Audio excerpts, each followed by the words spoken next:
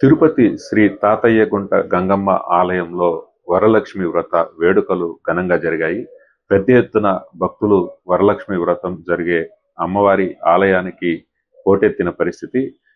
గంగమ్మ ఆలయంలో అమ్మవారికి ఈరోజు ప్రత్యేకంగా గాజులతో అలంకరణ చేసి సర్వాంగ సుందరంగా తీర్చిదిద్దారు. అమ్మవారిని దర్శించుకోవడానికి పెద్ద ఎత్తున తిరుపతిలోని స్థానికులు తరలివచ్చారు. మరోపక్క ఏదైతే ఆర్యవైశ్యులు కులదైవమైన వాసవి కన్యకా పరమేశ్వరి ఆలయంలో కూడా వరలక్ష్మి వ్రత వేడుకలు ఘనంగా జరిగాయి.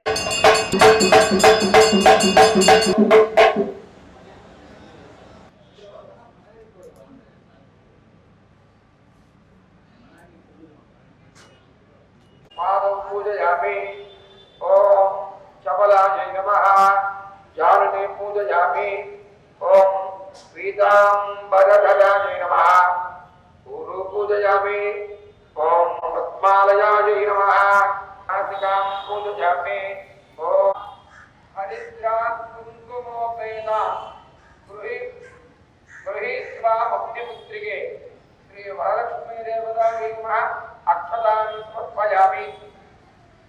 అమ్మవారికి ముందు అంగ పూజ మాంగళ్యం సమర్పయామి. కర్పూర అగరు కస్తూరి రోదనాది విరక్విదం గంధం దక్షిణ హస్తములకు కట్టుబడి వరలక్ష్మీదేవి నానాద పక్ష గోత్య లోక్య చేత్యాది ప్రదక్షిణము చేసేది. ఇటువంటి ప్రదక్షిణము చేయగానే ఆ శ్రీలకాలందరికీ రెండు బెల్లంత శబ్దము కలిగింది. చారవ దేవతలు స్త్రీలందరూ ఓహో వరలక్ష్మీదేవి యొక్క కంఠం నవరత్న ఖచ్చితమైనటువంటి కంకణము మొదలు ఆభరణములు కాంతుడు కలిగి ఇక చెప్పలేదా. మూడవ ప్రదక్షిణముగా వెంకిన చూడని ఆ స్త్రీలందరూ సర్వాభూషణాలకు ఆహారములకు నిండి ఉంది.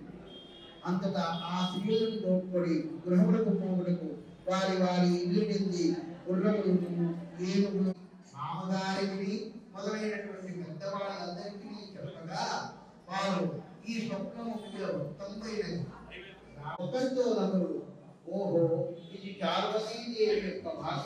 సర్వమంగళ మాంగళ్యే శ్రీవే సర్వార్థ సాధకే శరణ్యే త్రయంబకే గౌరీ నారాయణే నమోస్తుతే. శ్రావణ మాసం వచ్చినట్టనే పండగలకు ఈ నెలంతా పండగలకు ముఖ్యమైనది. శ్రావణ శుక్రవారం కానీ శ్రావణ మంగళవారం కానీ శ్రావణ శనివారం కానీ మనకు చాలా విశేషమైనటువంటిది. ఈరోజు మనకు పౌర్ణమికి ముందు రోజు వచ్చేటువంటి చతుర్దశి రోజు మనకు వరలక్ష్మి వ్రతం వస్తుంది. ఈ వరలక్ష్మి వ్రతాన్ని సుమంగళిగా ఉండేవాళ్ళు అష్టైశ్వర్యాలతో హాయిగా ఉండేదానికోసం ఈ వ్రతాన్ని జరిపించుకుంటారు. ఈ వ్రతాన్ని ఈరోజు మన యొక్క గుళ్ళో విశేషంగా జరపబడుతూ ఉంది. అమ్మవారికి ఈరోజు వరలక్ష్మి సందర్భంగా గాజులతో విశేషమైన అలంకారం జరుగుతూ ఉంది. అమ్మవారికి ఉదయం పంచామృతము విశేషమైనటువంటి అభిషేకం తర్వాత ఈరోజు గాజులతో అలంకారం జరుగుతూ ఉంది. రేపు శ్రావణ పౌర్ణమి మన గుళ్ళో చండీయాగం జరపబడుతుంది.